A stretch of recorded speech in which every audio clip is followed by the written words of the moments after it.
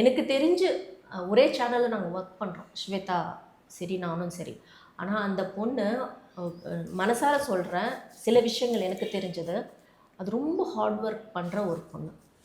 ஒரு பேஸ்லேருந்து வந்து hard work பண்ணி ஒரு ஒரு ஒரு கட்டத்தில் ஒரு நல்ல பேர், ஒரு ஹீரோயின்ற ஒரு இடத்துக்கு அந்த பொண்ணு வந்திருக்கா.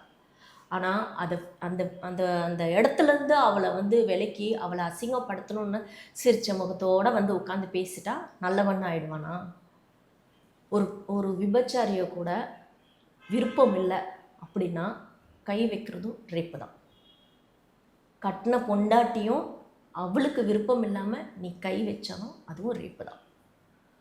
ஸோ யாராக இருக்கட்டும், ஒரு கேர்ள் ஃப்ரெண்டாக இருக்கட்டும், பொண்டாட்டியாக இருக்கட்டும், விபச்சாரியாக இருக்கட்டும், அவளோட விருப்பத்தோடு நீ கை வச்ச மட்டும்தான் அது வேறு மாதிரி ஒரு கனெக்டிவிட்டி, அது உணர்வுக்கு கொடுக்குற ஒரு மதிப்பு. அது தவிர்த்து உன்னை பிடிக்கலன்னு சொல்லி ஒரு பொண்ணோ ஒரு பையனோ விலகி போயிட்டாங்கன்னு வச்சுங்களேன், அதுக்கு மேலே நியாயத்தை பேசி ஒன்றும் பிரயோஜனம் கிடையாது.